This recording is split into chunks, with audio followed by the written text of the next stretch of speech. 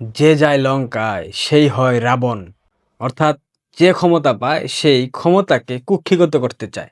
বাংলাদেশের রাজনীতিতে বর্তমানে সবথেকে আলোচিত যে বিষয়, নির্বাচন কবে হচ্ছে, নির্বাচন হলে সেই নির্বাচন কার অধীনে হবে, তত্ত্বাবধায়ক সরকার আসবে কিনা, কিংবা ডক্টর ইউনূসের অধীনে হবে কিনা, কিংবা ডক্টর ইউনূস পদত্যাগ করে সেফ এক্সিট নিয়ে সেনাবাহিনীর হাতে ক্ষমতা তুলে দিয়ে যাবেন কিনা, আগামী নির্বাচনে বিএনপি সরকার গঠন করবে নাকি জামায়াত সরকার গঠন করবে, আগামী নির্বাচনে কি বাংলাদেশ আওয়ামী লীগ অংশ নিতে পারবে কিনা, কিংবা যদি তাদেরকে অংশ নেবার সুযোগ করে দেওয়া হয়, যদি তাদের নিবন্ধন ফিরিয়ে দেওয়া হয় যেটা স্থগিত রাখা হয়েছে, তাতে করে আওয়ামী লীগ নির্বাচনে অংশ নেবে কিনা, অসংখ্য প্রশ্ন আমাদের সামনে ঘুরপাক খাচ্ছে। এর মধ্যে আরো কিছু প্রশ্ন আছে। আমাদের সেই প্রিয় লন্ডনী ভাইয়া তিনি বাংলাদেশে ফিরে আসবেন কিনা, খালেদা জিয়া আদৌ মারা গেছে কিনা, যদিও আমরা শুনেছি ক্লিনিক্যালি সে অলরেডি ডেড, তার কোনো ছবি আমরা এখন পর্যন্ত দেখতে পাইনি। তাহলে যদি খালেদা জিয়া মরে যায়, তারেক রহমান বাংলাদেশে ফিরতে না পারে, সেই ক্ষেত্রে বাংলাদেশ জাতীয়তাবাদী দল বিএনপির মূল নেতৃত্বে কে আসবে? অর্থাৎ যদি সরকার গঠন করে সেক্ষেত্রে প্রধানমন্ত্রী কে হবে? জুবাইদা রহমান নাকি তারেক রহমানের মেয়ে জাইমা রহমান? জামাত ক্ষমতায় আসলে তাদের বিরোধী দল কে হবে? কিংবা বিএনপি জামাত ক্ষমতায় আসবে সেটা চেয়ে চেয়ে দেখবে কিনা? কিংবা নির্বাচনের তফসিল ঘোষণা হলে বাংলাদেশ আওয়ামী লীগের ভূমিকাটা কি হবে? তারা কিভাবে রিঅ্যাক্ট করবে? অসংখ্য প্রশ্ন। এই প্রশ্নগুলো আপনাদের মনের মধ্যে ঘুরপাক খাচ্ছে, আমি সেটা বুঝতে পারছি। এই প্রশ্নগুলো আমার মনের মধ্যেও ঘুরপাক খাচ্ছে। এই প্রশ্নগুলার একটা সহজ উত্তর আছে। প্রথমত, যতটুকু শুনেছি পশ্চিমারা চাচ্ছে বিএনপিকে প্রধান বিরোধী দল করে জামায়াতকে ক্ষমতায় নিয়ে আসতে। কারণ পশ্চিমারা যখন একটা দেশে প্রবেশ করতে চায় তখন সে দেশে মৌলবাদকে জাগিয়ে তুলে, সে দেশে উগ্রবাদ চরমপন্থার উত্থান ঘটায়, সে দেশে জঙ্গিবাদকে প্রশ্রয় দেয়, সে দেশে জঙ্গিবাদকে অর্থায়নের মাধ্যমে সে দেশের পরিস্থিতিকে অস্থিতিশীল করে ফেলে। এরপর খুব চমৎকারভাবে তাদের সেই ফর্মুলা অনুযায়ী সে দেশে জঙ্গি নিধনের নামে তারা প্রবেশ করে তাদের বিভিন্ন সৈন্য সামগ্রী নিয়ে। এটা পশ্চিমাদের একটা বৈশিষ্ট্য। এখন বাংলাদেশে কি তবে পশ্চিমারা উপরে উপরে বলছে, ভারতকেও আশ্বাস দিচ্ছে বাংলাদেশের বিষয়ে তারা কোনো হস্তক্ষেপ করবে না, ডিপ স্টেট এখানে কোনো ভূমিকা রাখবে না, একথা বলে কি তারা আড়ালে বাংলাদেশে মৌলবাদ উগ্রবাদ চরমপন্থাকে জাগিয়ে দিয়ে, বিশেষ করে জামায়াত ইসলামী এবং তাদের যারা সমমনা দল আছে তাদেরকে দিয়ে বাংলাদেশে মৌলবাদের উত্থান অলরেডি তারা ঘটিয়ে ফেলেছে। এখন কি এই মৌলবাদকে আরো ব্যাপক আকারে তারা ছড়িয়ে ছিটিয়ে দিয়ে বাংলাদেশ ব্যাপী বাংলাদেশে একটা গৃহযুদ্ধকালীন পরিস্থিতি সৃষ্টি করে তারা প্রবেশ করতে যাচ্ছে? হতে পারে, এখানে অস্বীকার করবার কোনো সুযোগ নাই। এরকম পরিকল্পনা পশ্চিমাদের মধ্যে থাকতেই পারে। ক্রিমিনাল তো। পৃথিবীতে মার্কিন যুক্তরাষ্ট্র যাদের বন্ধু তাদের নতুন করে শত্রুর প্রয়োজন হয় না।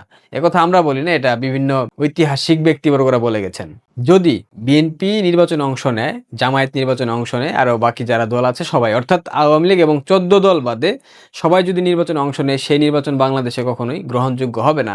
যেটা বাংলাদেশে গ্রহণযোগ্য হবে না সেটা আন্তর্জাতিক মহলেও গ্রহণযোগ্য হবার কোনো প্রশ্নই আসে না। এবং আন্তর্জাতিক বিভিন্ন অঙ্গন থেকে বাংলাদেশ আওয়ামী লীগকে নিয়ে একটা সুষ্ঠু নির্বাচনের কথা বলা হচ্ছে, যদিও এই সরকার সেটা চাচ্ছে না।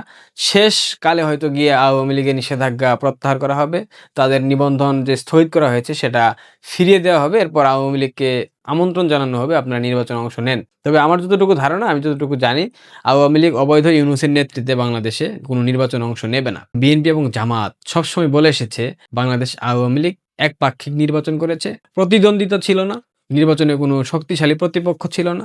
যদি আওয়ামী লীগ বিএনপিকে বাদ দিয়ে নির্বাচন করার কারণে সে নির্বাচন বিতর্কিত হয়, সে নির্বাচন গ্রহণযোগ্য না হয়, তাহলে বিএনপি এবং জামায়াত আওয়ামী লীগকে বাদ দিয়ে নির্বাচন করলে সেই নির্বাচন গ্রহণযোগ্য হবে? 30-40% একটা দল তাদেরকে বাদ দিয়ে নির্বাচন করলে এই 30-40% মানুষের ম্যান্ডেট কি আদৌ নির্বাচন পাবে? এটা কি পৃথিবীর কোনো রাষ্ট্র, আন্তর্জাতিক কূটনৈতিক মহল তারা কি গ্রহণ করবে? মোটেও না। সো বাংলাদেশ আওয়ামী লীগ ছাড়া বাংলাদেশে নির্বাচন হবার কোনো প্রকার সম্ভাবনা নাই। আর যদি নির্বাচন কোনোভাবে করে ফেলে সেক্ষেত্রে সেই নির্বাচন গ্রহণযোগ্য হবে না, এবং সেই সরকার কতদিন টিকতে পারে সেটা আমরা 96 সালে একবার দেখেছি। বিএনপি যদি নির্বাচন অংশ নেয়, যদি তারেক রহমান ফিরতে না পারে, যতটুকু শুনেছি তাকে ফিরতে দেওয়া হচ্ছে না, এবং খালেদা জিয়া অলরেডি উপরে চলে গেছে, যতটুকু নিশ্চিত হয়েছি তিনি আর বেঁচে নাই, যদিও সেটা প্রকাশ করা হচ্ছে না, হয়তোবা 16 ডিসেম্বরে প্রকাশ করার একটা সম্ভাবনা থেকে যায়, যাতে করে বিজয় দিবসের দিন তারা সুখের দিবস পালন করে। এটা তো বিএনপি খুব খুশি হবে এটা হলে।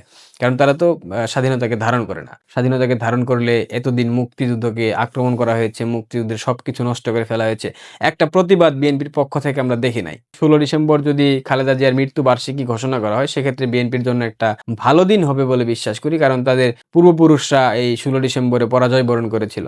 বিএনপির নেতৃত্বে একটা ব্যাপক পরিবর্তন আসছে, এটা আমি মোটামুটি নিশ্চিত। এবং তারেক রহমান বিএনপির নেতৃত্বে থাকছে না, তারেক ভাইয়াকে কিক আউট করা হয়েছে এবং তারেক ভাইয়ার রাজনৈতিক চ্যাপ্টার মোটামুটি বাংলাদেশে ফুল স্টপ হয়ে গেছে। এখন তারেকের অবর্তমানে বিএনপি রাজনীতিতে কি জাইমা রহমান আসবে, তারেক রহমানের মেয়ে, নাকি জুবাইদা রহমান আসবে, তারেক রহমানের স্ত্রী?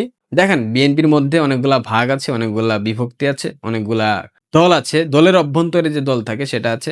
এখন আভ্যন্তরীণ যারা রাজনীতি করে, যারা গ্রুপিং করে, এদের মধ্যে সবাই কি জাইমা রহমান কিংবা জুবাইদা রহমানকে মেনে নেবে? কিংবা জাইমা রহমান এবং জুবাইদা রহমান তারা কি রাজনৈতিক কৌশল বুঝবে, কূটকৌশল বুঝতে পারবে? আমার মনে হয় না। কারণ তারেক রহমান যতটা ক্রিমিনাল, তার স্ত্রী সন্তান আমার মনে হয় না ততটা ক্রিমিনাল হয়েছে। কারণ তারেক রহমান তো একটা টেরোরিস্ট, আন্তর্জাতিক মানের জঙ্গি। এদের স্ত্রী সন্তান হয়তো বা তেমন জঙ্গি হয়নি, উগ্র হতে পারে, বাট তার মানে বিএনপি ভেঙে যাচ্ছে? নাকি শিলং সালাউদ্দিন এবং মির্জা ফখরুল ইসলাম আলমগীর বাংলাদেশের আগামীর প্রধানমন্ত্রী হচ্ছে যদি বিএনপি ক্ষমতায় আসে সেক্ষেত্রে? নাকি ডক্টর জেনারেল সাদা শকুন প্রধানমন্ত্রী হচ্ছে? নাকি অন্য কোনো দল আসছে? নাকি এনসিপি থেকে ইউনুস আবার প্রধানমন্ত্রী হচ্ছে? নাকি বিএনপিকে ভেঙে ফেলে ইউনুস বিএনপির সাথে একটা সমন্বয় করে ইউনুস আবার প্রধানমন্ত্রী হতে চাচ্ছে? নাকি ইউনুস বিএনপিকে প্রধানমন্ত্রী দিয়ে তিনি রাষ্ট্রপতি হতে চাচ্ছেন? নাকি বিএনপিকে প্রধানমন্ত্রী, জামাতকে উপপ্রধানমন্ত্রী এবং ইউনুস রাষ্ট্রপতি হয়ে আরেকটা সরকার গঠন করতে চাচ্ছে, জাতীয় সরকার, যাতে করে নির্বাচনের কথা সবাই ভুলে যায়? অসংখ্য গেম চলতেছে বাংলাদেশে। বাংলাদেশে একটা জিও পলিটিক্যাল গেমের মধ্যে পড়ে গেছে। এই গেম থেকে আদৌ বের হতে পারবে কিনা সেটা বাংলাদেশের রাজনৈতিক ব্যক্তিবর্গ যারা আছেন, যারা নেতা আছেন, তাদের দূরদর্শিতার উপর নির্ভরশীল। এখান থেকে বের হতে হলে অবশ্যই বাংলাদেশের সাধারণ মানুষের ম্যান্ডেট প্রয়োজন এবং এর জন্য প্রয়োজন একটা ইনক্লুসিভ, অংশগ্রহণমূলক নির্বাচন। যে নির্বাচনে বাংলাদেশ আওয়ামী লীগ থাকবে, 14 দল থাকবে, বিএনপি থাকবে, জামায়াত থাকবে, এনসিপি থাকবে, সবাই থাকবে। যারা নিবন্ধিত রাজনৈতিক দল, যারা নির্বাচনে অংশ নেবার মতো নির্বাচন কমিশনের সকল শর্ত পূরণের মাধ্যমে যোগ্যতা অর্জন করেছে, তারা প্রত্যেকেই সেই নির্বাচনে অংশ নেবে। এবং সেই নির্বাচন অবশ্যই পরিচালিত হতে হবে একটা নিরপেক্ষ, নির্দলীয় তত্ত্বাবধায়ক সরকারের মাধ্যমে। এখানে কোনো ইউনুস, কোনো জাতীয় সরকার, কোনো কিছু হবে না। যেহেতু সংবিধানে তত্ত্বাবধায়ক ব্যবস্থা ফিরে এসেছে, সেক্ষেত্রে তত্ত্বাবধায়ক সরকার ব্যবস্থা ত্রয়োদশ জাতীয় সংসদ নির্বাচন থেকেই বহাল করা হোক, এটা সাধারণ মানুষের দাবি। এটা একজন অনলাইন অ্যাক্টিভিস্ট হিসাবে আমার দাবি যে বাংলাদেশে একটা নির্দলীয় নিরপেক্ষ নির্বাচন হোক, যে নির্বাচনের মাধ্যমে বাংলাদেশের মানুষ তাদের পছন্দের দলকে, তাদের প্রিয় দলকে ভোটের মাধ্যমে নির্বাচিত করবে। এখানে যদি সৎ সাহস থাকে বিএনপি, জামায়াত, তবে নির্বাচনে নিরপেক্ষ সরকারের মাধ্যমে যে নির্বাচন অনুষ্ঠিত হবে, সে নির্বাচনে আওয়ামী লীগকে হারিয়ে দেখাক, ওয়েলকাম। তা না করে একটা দল অভ্যুত্থানে পরাজয় হয়েছে সেজন্য তাকে নির্বাচনে অংশ নিতে দেওয়া যাবে না, সেই অভ্যুত্থান যে মেটিকুলাস অভ্যুত্থান ছিল, সেই অভ্যুত্থানে 7.62 যে ছাত্র দল এবং শিবিরের নেতাকর্মীরা ব্যবহার করেছে, স্নাইপার দিয়ে গুলি করে ছোট ছোট বাচ্চাদেরকে হত্যা করা হয়েছে, এগুলো তো আওয়ামী লীগ করে নাই। আওয়ামী লীগ ধরলাম অন্যায় করেছে, আওয়ামী লীগ তো পুলিশ মারে নাই, 3,500 পুলিশকে হত্যা করা হয়েছে, এগুলা কে করেছে? এগুলো প্রত্যেকটা ইতিহাস একটা সময় সামনে আসবে। প্রত্যেকটা লাশ ফরেনসিক করা হবে, মাটির 40 ফিট নিচে থেকে তুলে হলেও। সো প্রত্যেকটা ইতিহাস কিন্তু বের হয়ে আসবে কারা এগুলোর সাথে সম্পৃক্ত ছিল। যদি বেঁচে থাকি, পৃথিবীর যে প্রান্তে আছি সেই প্রান্ত থেকে দেখবো একটা সময় বাংলাদেশে 24-এর 5 আগস্ট যারা জঙ্গি উত্থানে সম্পৃক্ত ছিল, যারা সরাসরি নেতৃত্ব দিয়েছে, যারা অংশীদার ছিল, স্টেক হোল্ডার ছিল, আমি যারা ভুল বুঝে গিয়েছে তাদের কথা বলছি না, যারা কূটকৌশলের সাথে সম্পৃক্ত ছিল, এদের প্রত্যেকের বাংলাদেশের প্রচলিত আইনের অনুযায়ী বিচার হবে। অনেকের মৃত্যুদণ্ড হবে, আমরা দেখে যাব ইনশাআল্লাহ। আমরা অবশ্যই দেখে যাব সেটা। অনেকের মৃত্যুদণ্ড হবে, অনেকের যাবজ্জীবন কারাদণ্ড হবে, অনেকের বিভিন্ন মেয়াদে সাজা হবে, সব দেখব। বাংলাদেশের রাজনৈতিক আকাশে একটা মেঘের ঘনঘটা আমরা দেখতে পাচ্ছি। আদৌ এই ঘনঘটা থেকে বাংলাদেশ মুক্তি পাচ্ছে না। বাংলাদেশের মুক্তির একমাত্র পথ বাংলাদেশের সাধারণ মানুষকে সচেতন হওয়া, উপলব্ধি করা, জেগে ওঠা, গর্জে ওঠা, রাস্তায় নেমে আসা এবং এই অবৈধ সরকারকে হটিয়ে একটা নতুন তত্ত্বাবধায়ক সরকার ব্যবস্থা বহাল করে সেই তত্ত্বাবধায়ক সরকারের মাধ্যমে বাংলাদেশে একটা সুষ্ঠু নির্বাচন আয়োজন করা, যে নির্বাচনে বাংলাদেশের মানুষ ভোট দিয়ে তাদের পছন্দের দলকে ক্ষমতায় নিয়ে আসবে এবং বাংলাদেশ একটা স্বাভাবিক পরিস্থিতির দিকে ধাবিত হবে। অন্যথায় এই দেশকে রক্ষা করার মতো সামর্থ্য, শক্তি, এই জিও পলিটিক্যাল গেম থেকে এই দেশকে বের করার মতো সামর্থ্য আমার মনে হয় না বাংলাদেশের কোনো দলের আছে এই মুহূর্তে। যেহেতু বাংলাদেশ আওয়ামী লীগ অনুপস্থিত, সেক্ষেত্রে বিএনপির পক্ষে কিংবা জামাতের পক্ষে এই বৈতরণী পার করা কোনোভাবে সম্ভব না। সো বাংলাদেশে নির্বাচন হচ্ছে না, এটা মোটামুটি নিশ্চিত। এবং যদি নির্বাচন হয়, সেই নির্বাচন গ্রহণযোগ্য হবে না। একটা স্পষ্ট বিষয় লক্ষ্য করছি, বিএনপির ভাঙন খুব সন্নিকটে। জামাত ক্ষমতায় গেলেও যাইতে পারে। দেখা যাক কি হয়। প্রশাসন তাদেরকে আসলে কতটুকু সহযোগিতা করে। ভালো থাকবেন। ধন্যবাদ।